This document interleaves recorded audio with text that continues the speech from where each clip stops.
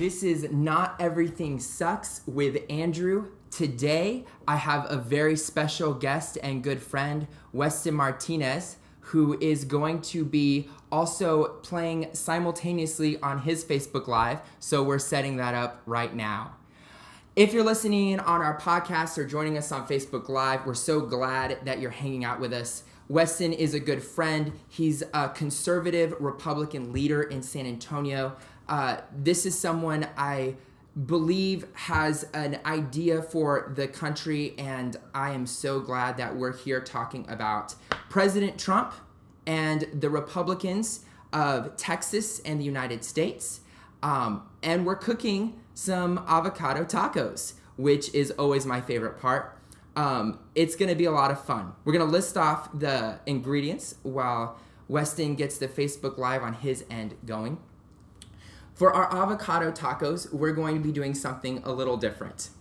We have flour with some salt and pepper mixed in. We have 2 whipped egg whites.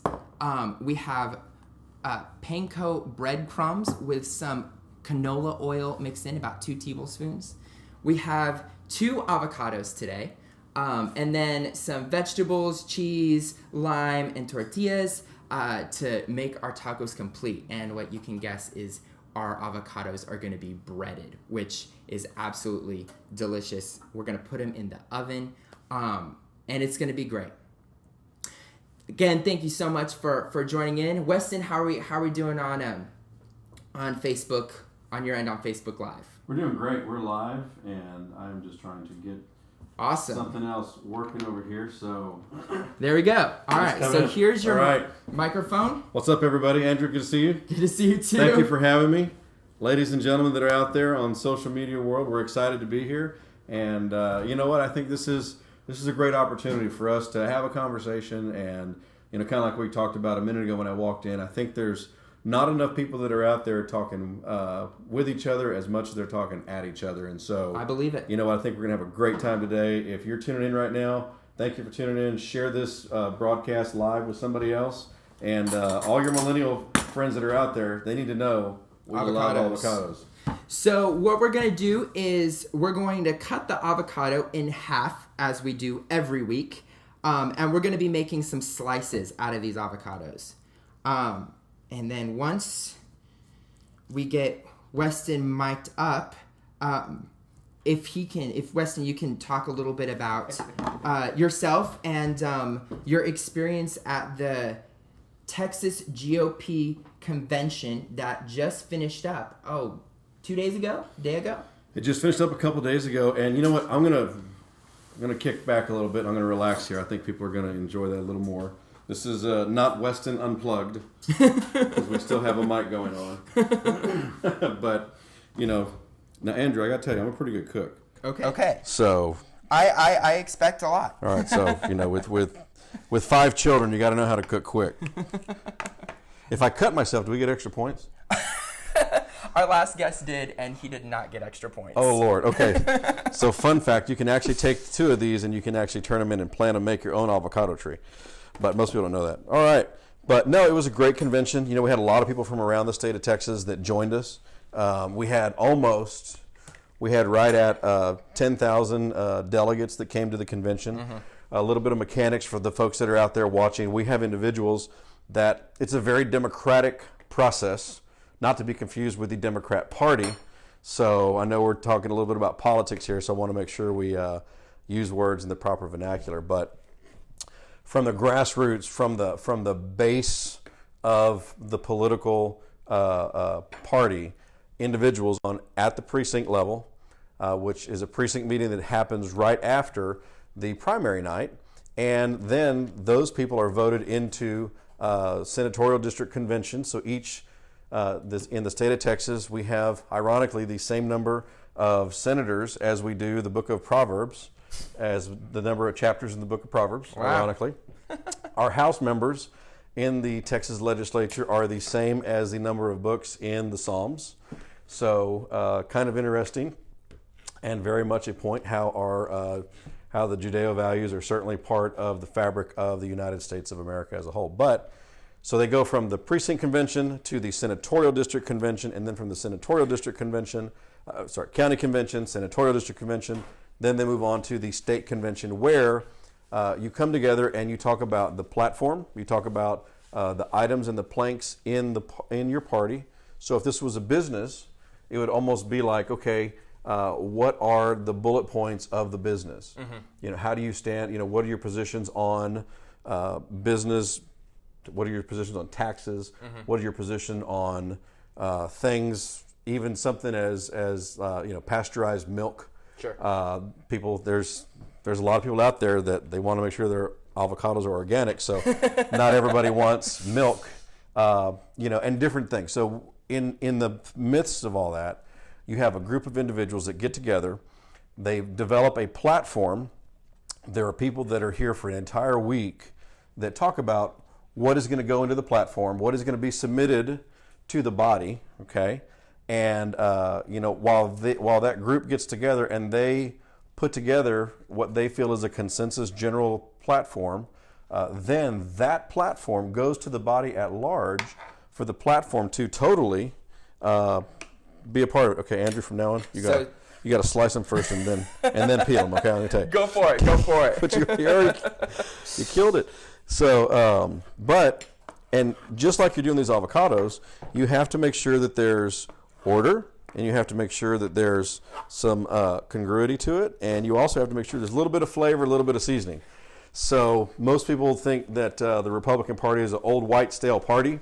I'm here to help hopefully break that mold and doing my part. And so we have that whole convention, and in the middle of that, we are agreeing to what, for the next 2 years, what our platform is going to represent, what it's going to stand for by and large. What are some of the things that it's going to stand for? Well, I mean, for example, it's going to stand for life. We support we support the right to life. We are against abortion, and that is because we know that one of the founding tenets of our country is the right to life, pursuit of happiness, and but without life, you kind of can't get to the other rights that are enumerated in the Constitution. So that is, having the ability to right to life, having the right to property, being able to, have a business, own your own house, do different things like that, so that you can actually have something for your family to be able to live and be proud of, defend.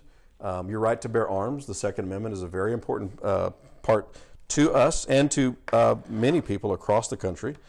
And there's a statement that is made that the First Amendment, freedom of speech, is protected by the Second Amendment. So without the Second Amendment, you would not be able to maintain the First Amendment, because we know in some countries there certainly is not as free of a country as what we have here in the United States. So those were, again, those are some of the things we talked about. But basically, being pro-life, being pro-gun, being pro-family. Traditional family, being pro-Israel was one of the topics in there. Okay. Being pro-Texas. There are 219 Californians that move to Texas every single day. If you'd like to see on my Facebook page the picture that I put out related to a billboard in West Texas that says, "Liberals that are on I-40, please continue driving until you get out of Texas." So I want to ask you something about that. Yeah. What would your average Democrat or someone who considers themselves liberal be surprised to know about the Republican Party? And before you answer, just to let everyone know what we're doing, we're taking our avocado slices, putting them in flour, dipping them in egg, then the breadcrumbs, and putting them on that sheet to bake. What kind of flour is it? This is bleached flour. Okay. With some salt and pepper. All right, so salt and pepper. It's going to be tasty. So tell me, what would a Democrat be surprised to know that they don't already know about either yourself or the Republican Party in general? Sure. Well, as I take my avocado and I dip it in my bleached flour and I move it into my egg white, one of the things I think people would be surprised to know about the Republican Party as a whole is that we are actually, we are for immigration. We are not anti-immigration. I think right now it's one of the hot topics that people are talking about. Sure. And the media, which I think our President Trump has done in my opinion, a good job of labeling them as fake news. Okay. We've got a lot of people that have been told that the Republican Party is anti-immigrant. So tell us some about the policies and legislation that has been pro-immigrant. So when we're talking about pro-immigrant policies, we right now, we want to make sure that when people come to the United States, that they are able to actually get their citizenship, move through the process as quickly as possible, and be able to have a life that is actually out of the shadows. Too many people are brought here, and they might be, whether it's by somebody that trafficked them here, mm-hmm. or whether it's by a immigration attorney that knows how much money they have, and they're just bilking them. Okay, there's a lot of people that are taken advantage of that are in the that are immigrating to the United States, and those are, that's a big thing. So when we talk about what do we do, mm-hmm.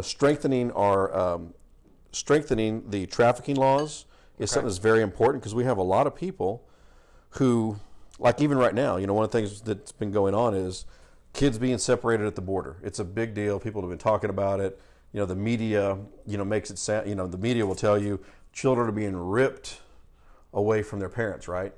Which, ripped is an emotional term. Sure. But separated is by far very factual, right? Sure. So tell me a little bit But they don't complain when the babies are ripped from the wombs of the abortion, literally, not even figuratively. They don't highlight that. So tell me a little bit about why we're either hearing about it now or why this has started recently. So one, it has not started recently. These policies that are currently in play in the immigration conversation are policies that have been in place for, I want to say, 18 to 20 years, under President Obama, the success story in the eyes of liberals nationally and internationally. Sure. This same thing took place with them because the Department of Homeland Security and the rules that exist. And the rules that have existed have been on the books, even predating President Obama. They did. And before. Absolutely. As I said, yes, they've been there. I want to say 18 years I think is the exact amount. We could double check that. Feel free to fact check it, folks. I don't know everything. And President Bush was a Texan, knowing very well the issues and the climate and what happens in Texas. Right. So what changed recently? Well, what changed is the Department of Homeland Security and our administration was no longer going to not enforce the laws that Congress had set forth as related to our immigration policies. Now, that might make some people mad, but at the end of the day, we are a country that is a country of rules and order, and we want people to abide by those rules so that we can have an orderly society. And you saw that the change that took place was this administration made it very clear they were no longer going to not enforce the laws and the rules that were on the books. So, all right, so as we move in over here, we're going to stick these guys in the oven. They look beautiful. Very excited about this. Take a look on Weston's Facebook Live and here on Not Everything Sucks.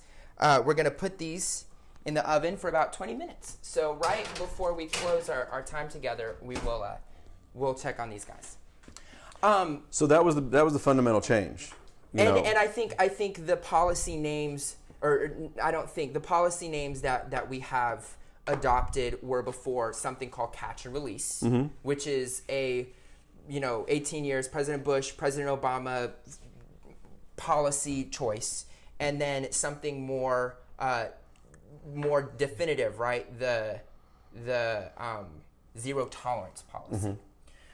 So we had a time period for the past week where there was a large outcry for people, and really it may have been different ways of expressing it, but it was both sides of the aisle, different politicians, etc.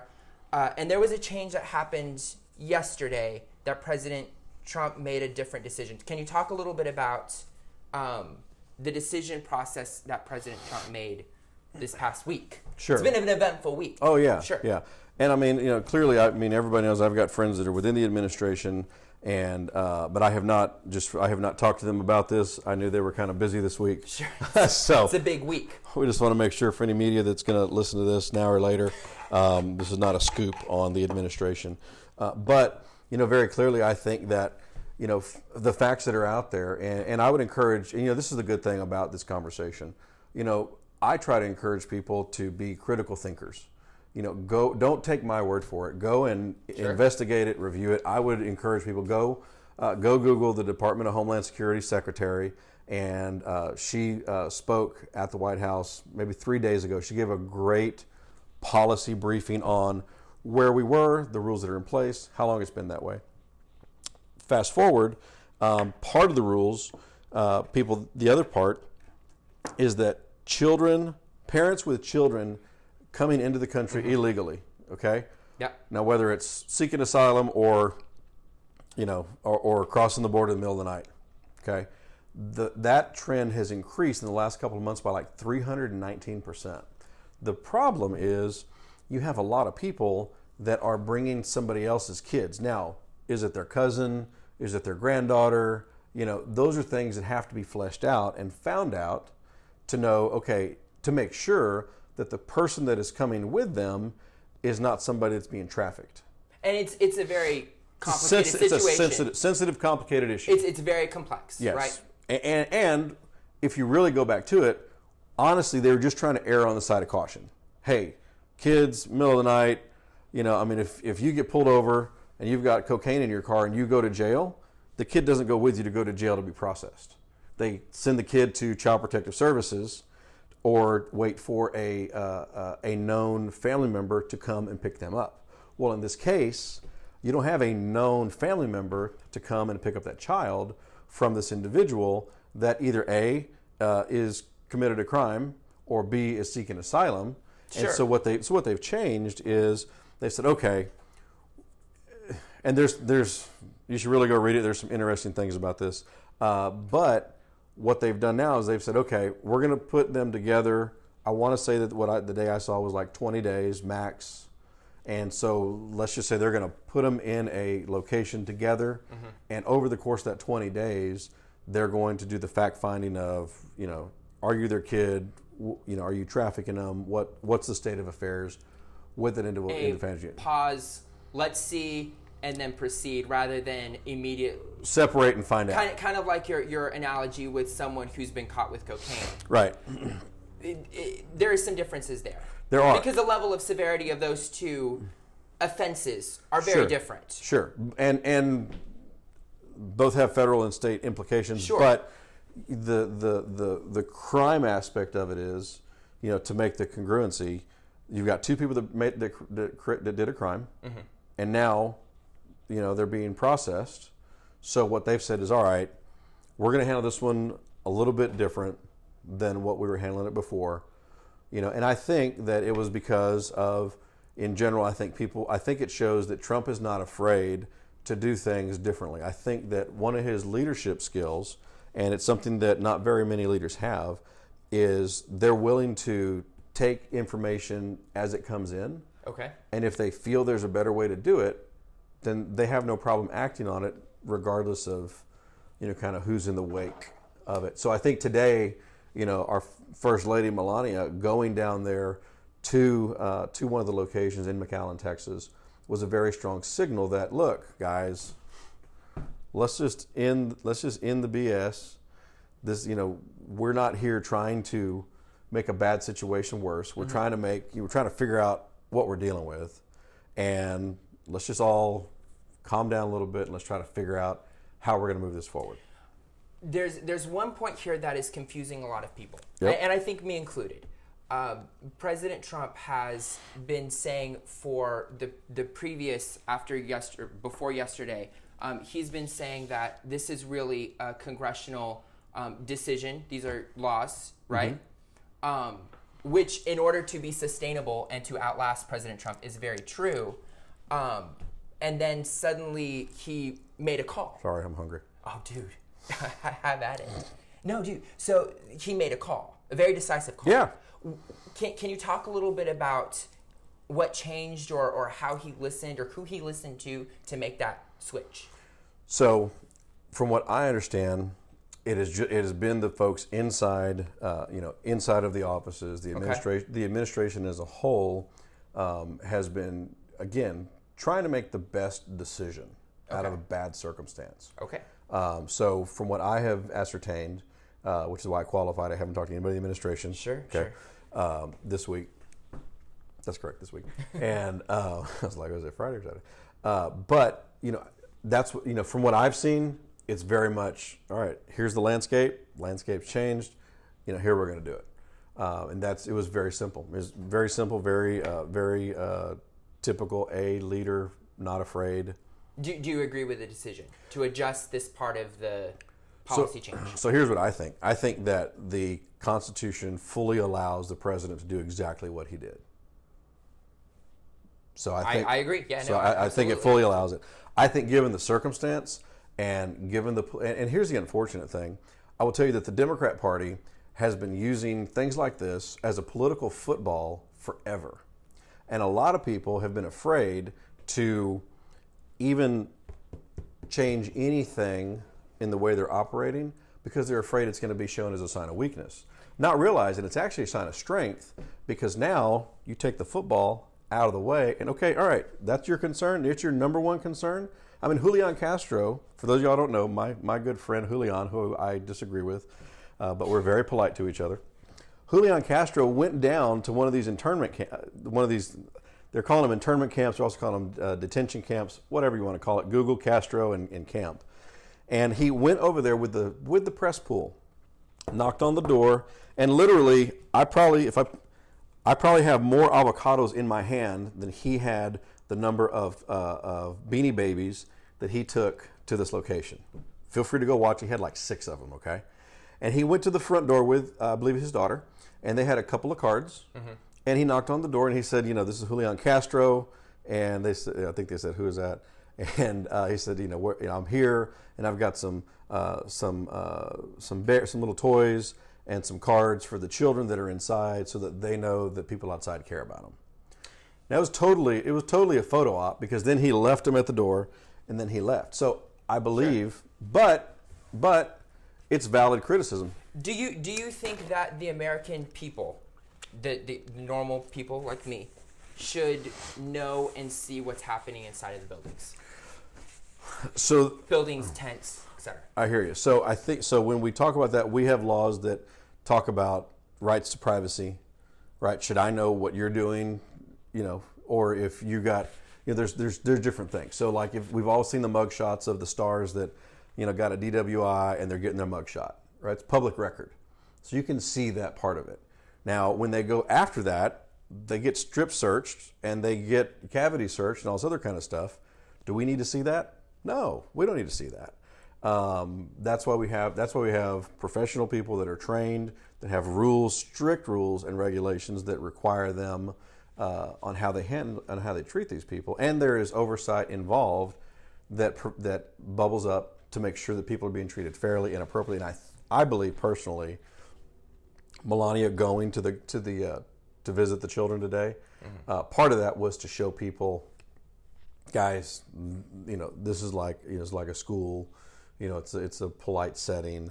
They're not over here being chained to the wall, as some people would probably have you want to believe. So I think it is good for us to know what's going on. I do think we have to respect the right to privacy because, again, we just don't know everything we're dealing with. And I think when you say the right to privacy as an American, I take that as something that we as citizens have. Sure. Maybe not necessarily sure. the government as a whole. Mm-hmm. Do you... Now you're meddling, Andrew. Do you think... I want to ask do you... I think that the laws of our country apply to somebody that's an illegal immigrant or illegal alien? Let's talk about that. Okay. Do you think the laws need to change? I'm guessing yes. So I will tell you my position on immigration is and has been, you have to secure the border, mm-hmm. okay? Whether it's a physical wall or a virtual wall or a combination thereof, all right? You have to secure the border. Then you have to figure out who's here? Are they staying? Do they want to stay? Do they want to go? In the process of figuring out who's here, you also need to fix the system. I mean, I know people that have done it 100% legally. I know of a family, they adopted 4 kids from Mexico, lawyers on both sides, papers on both sides, brought them over to the United States, 100% legal. Those children today have been in the country. They were 4, 5, and 6. I think today they're 23, 4, and 5. But they were never able to get their full citizenship from our immigration system. And their parents, to somebody out there that just naysayed, their parents vehemently worked with the immigration system to get their documentation finalized, to get everything done. I know another person, people don't realize this, you can pay $500,000 and invest $500,000 into a business in the United States, and you get citizenship and 1 guest visa. So normally it's the husband and his wife. So they open up a business here in the United States, and then they have 7 or 8 years for their papers to be finalized and for them to get their citizenship. And part of that is because you want to make sure that they're, actually working through the system. This man comes to me with a broken heart and he says, Mr. Martinez, I paid my money, I've faithfully executed this, and now I don't know if I'm going to get my papers before the time runs out. What's going to happen to me? So we don't just have a problem with the people that are illegally trying to enter for whatever reason, okay? Political asylum, fear of whatever, or they just want a better place for their family. We have people that are 100% following the laws that can't even get it done either. So that's why my opinion is you freeze the border. That way you stop, it's just like a referee in a soccer game, right? The World Cup's going on right now, right? So, ole, ole.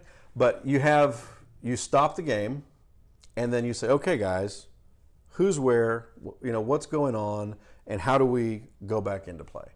Until you do that, all you do is you continue to let this happen. Obama had control of both houses and the White House and didn't solve this problem. And I think conversely, you could say Absolutely. that President Trump has the same situation, and we are some pretty substantial steps away from solving the problem. Sure. Let's go. But at least they're willing to work. But at least they're actually willing to do something about it, versus just stick their head in the sand. And when you have an opportunity like this, you want to. So these guys need to be here just a little bit longer, Yep. but to show everyone what they're starting to look like, because we're running short on time. Awesome. They smell great. Smells like a victory. So let me ask you this, Weston. We're called Not Everything Sucks. Sure.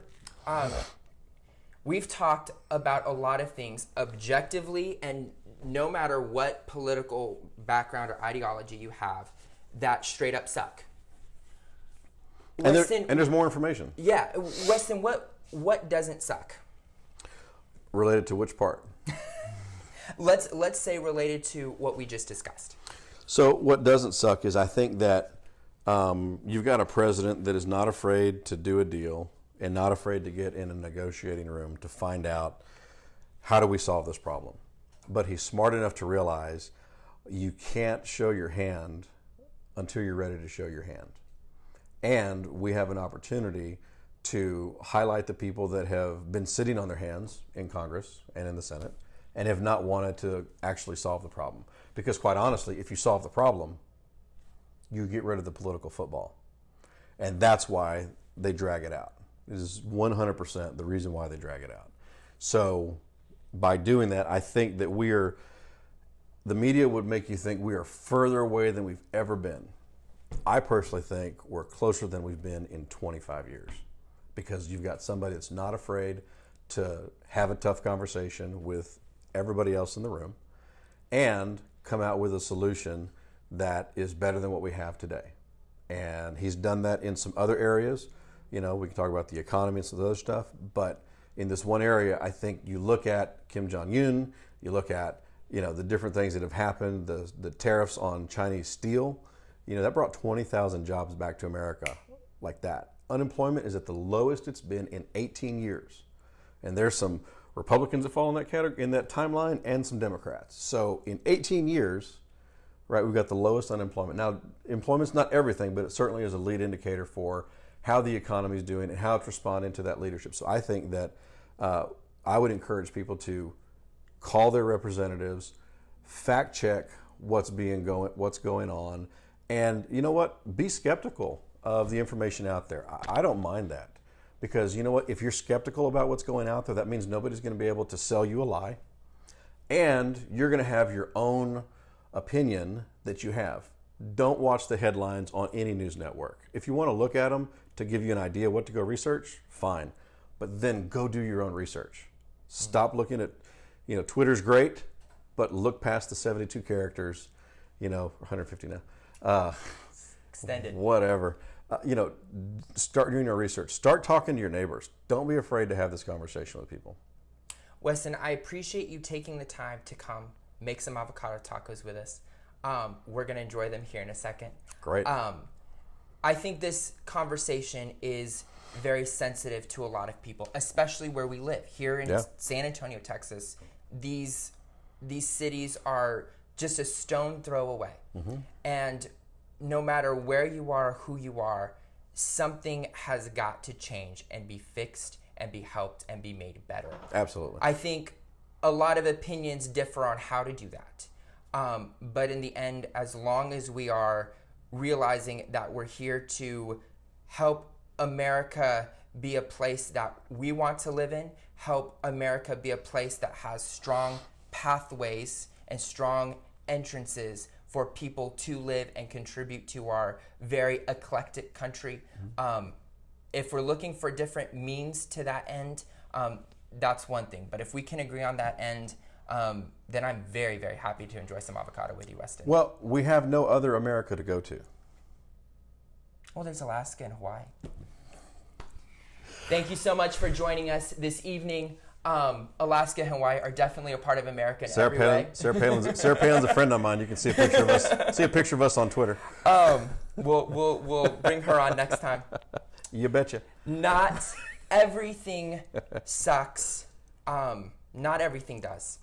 We're thankful that everyone joined us on the Not Everything Sucks channel and on Weston, your profile as well. I appreciate your time. Thanks, man.